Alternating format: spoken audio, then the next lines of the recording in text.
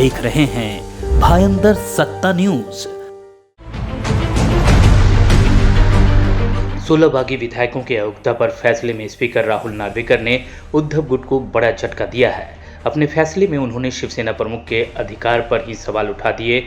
उन्होंने फैसले के लिए शिवसेना के राष्ट्रीय कार्यकारिणी को तरजीह दी। उन्होंने कहा कि 2018 का लीडरशिप स्ट्रक्चर मान्य नहीं है। शिवसेना की 1999 के संविधान के मुताबिक असली शिवसेना का फैसला किया गया, जिसके हिसाब से पार्टी में राष्ट्रीय कार्यकारिणी सर्वोपरि है। शिवसेना प्रमुख को भी राष्ट्रीय कार्यकारिणी से ही पावर मिलती है। उद्धव का नेतृत्व पार्टी के संविधान के मुताबिक नहीं है। यूबीटी गुट के दलील में दम नहीं है।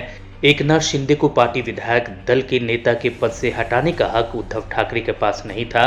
विधानसभा अध्यक्ष राहुल नार्वेकर ने कहा कि उद्धव ठाकरे अकेले निर्णय नहीं ले सकते थे। उन्होंने कहा कि नेता के पद से एकनाथ शिंदे को हटाना गलत था। उन्होंने कहा कि संविधान के मुताबिक वह नहीं हटा सकते थे। नार्वेकर ने कहा कि पार्टी की राष्ट्रीय कार्यकारिणी की बैठक नहीं बुलाई गई थी। उन्होंने कहा कि शिंदे को हटाने का फैसला कार्यकारिणी ही हटा सकती है। असली शिवसेना कौन है? शिवसेना का 1999 का संविधान ही मान्य है। चुनाव आयोग में रिकॉर्ड में ही शिंदे गुट ही असली शिवसेना है। शिवसेना उद्धव गुट ने पार्टी का संविधान पेश नहीं किया है। 21 जून 2022 को जो हुआ उसे समझना होगा। शिवसेना के दोनों गुट असली होने का दावा कर रहे हैं।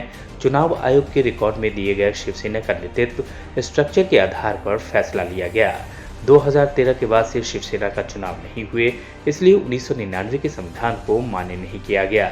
2018 का संविधान संशोधन मान्य नहीं है। मेरा अधिकार क्षेत्र सीमित है। चुनाव आयोग के रिकॉर्ड से आगे नहीं जा सकता है। Which existed when the rival factions emerged can be discerned and or inferred from 1.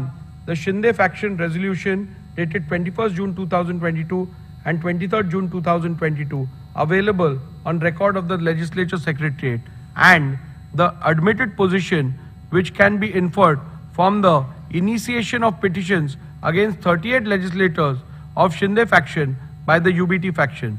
Shinde faction had an overwhelming majority of 37 out of 55 MLAs with the when the rival faction emerged. From my analysis, observations, conclusions and findings recorded in paragraph 82 to 144 herein above, I hold that Shinde faction was the real Shiv Sena political party when rival factions emerged on 21st June 2022.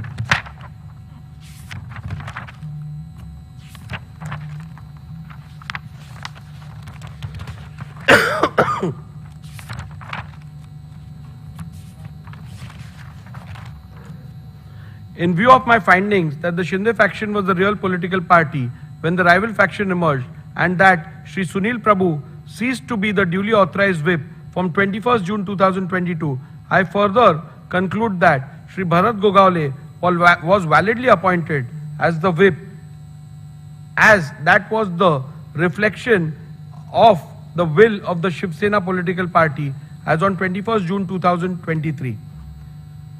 Following are the final conclusions, which is again a summary.